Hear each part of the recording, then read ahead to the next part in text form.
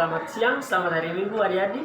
Hari ini kita akan membaca Alkitab yang terambil dari Kejadian 1 ayat 1 sampai ke 13. Sebelum itu, mari kita berdoa.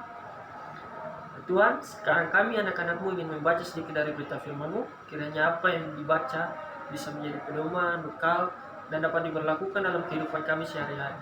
Dalam nama Tuhan Yesus kami berdoa. Amin. Hari-hari jadi pembacaan kita di hari ini terambil dari Kejadian 1 ayat 1 sampai dengan 13 di bawah perikop Allah menciptakan langit dan bumi serta isinya.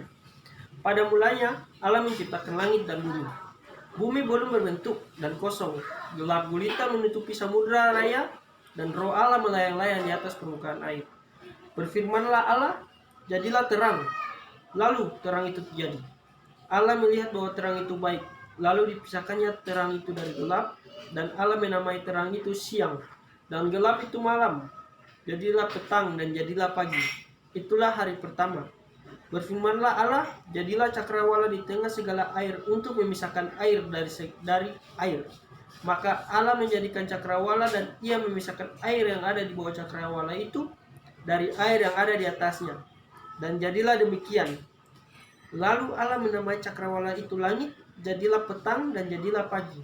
Itulah hari kedua. Berfirmanlah Allah, hendaklah segala air yang di bawah langit berkumpul pada satu tempat, sehingga kelihatan yang kering, dan jadilah demikian. Lalu Allah menamai yang kering itu darat, dan kumpulan air itu dinamainya laut. Allah melihat bahwa semuanya itu baik. Berfirmanlah Allah, hendaklah tanah menumbuhkan tunas-tunas muda, tumbuhan-tumbuhan yang berbiji, segala jenis pohon buah-buahan yang menghasilkan buah yang berbiji, supaya ada tumbuh-tumbuhan di bumi. Dan jadilah demikian. Tanah itu menumbuhkan tunas-tunas muda, segala jenis tumbuh-tumbuhan yang berbiji, dan segala jenis pohon-pohonan yang menghasilkan buah yang berbiji. Allah melihat bahwa semuanya itu baik. Jadilah petang dan jadilah pagi. Itulah hari ketiga. Demikianlah firman Tuhan. Selamat siang adik-adik. Materi kita di hari ini pokok bahasan pandangan tentang dunia dan manusia dan subpokok bahasan pandangan ilmu pengetahuan tentang terjadinya dunia. Jadi bumi merupakan planet tempat tinggal kita sebagai manusia dan makhluk hidup lainnya. Dalam tata surya bumi adalah planet ketiga dari matahari. Yang pertama itu Merkurius, kedua Venus, dan yang ketiga itu bumi.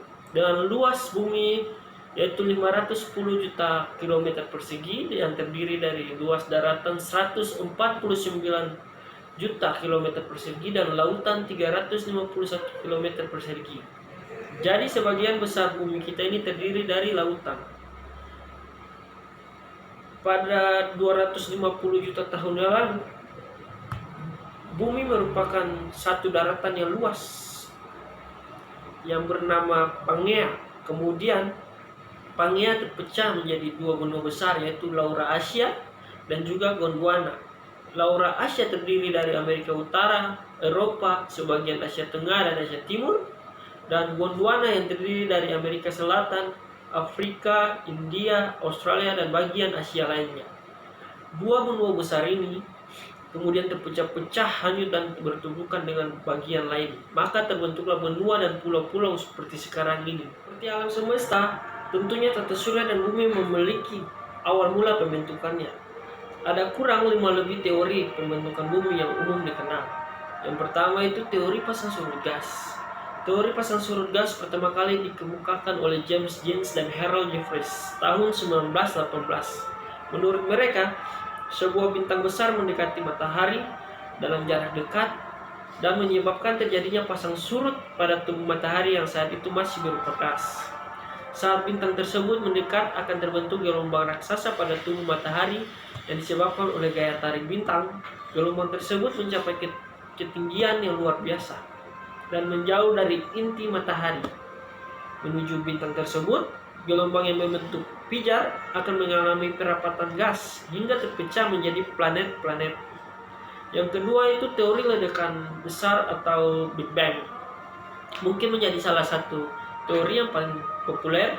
Teori ini menyebutkan bahwa bumi terbentuk selama puluhan miliar tahun.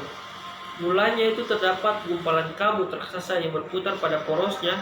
Putaran tersebut menyebabkan bagian-bagian kecil dari ringan dari kabut terlempar keluar dan berkumpul membentuk cakram raksasa.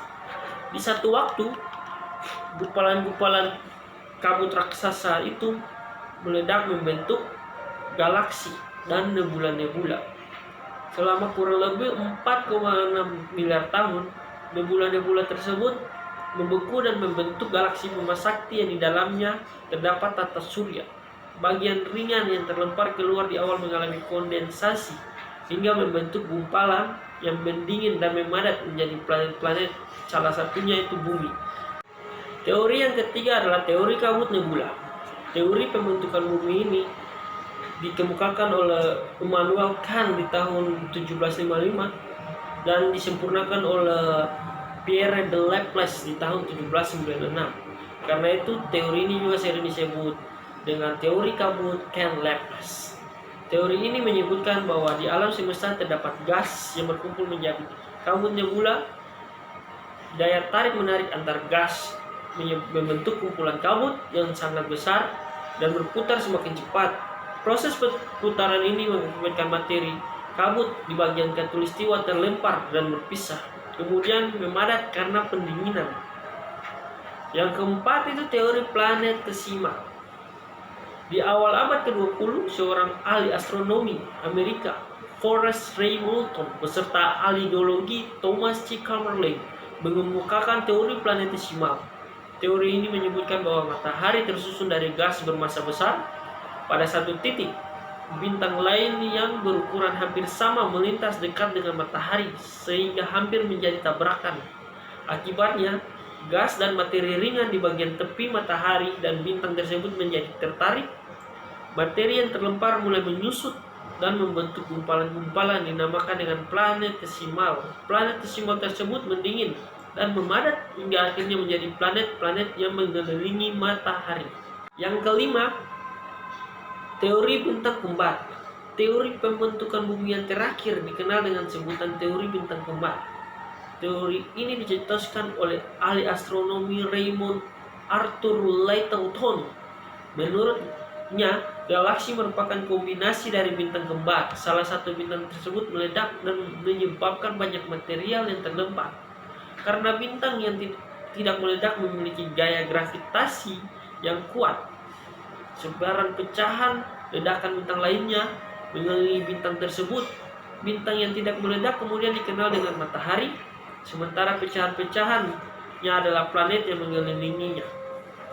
Jadi itulah pandangan ilmu pengetahuan tentang terbentuknya bumi. Namun sebagai orang percaya, kita tetap percaya seperti yang dikatakan oleh bacaan kita, Kejadian 1 ayat 1-13, bahwa bumi dan segala isinya diciptakan oleh Allah. Jadi pengetahuan ini jangan sampai mengganggu keyakinan kita tentang Tuhan Pencipta. Ya adik-adik, sebelum kita berpisah dan mengakhiri ibadah di hari ini, mari kita berdoa. Berdoa mulai.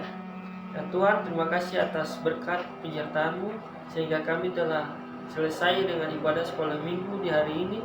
Dan kiranya Tuhan mau memberkati kami semua dan apa yang diterangkan, materi yang telah diberikan bisa menjadi bekal pedoman dan dapat diperlakukan dalam kehidupan kami sehari-hari. Dalam nama Tuhan Yesus kami berdoa. Amin.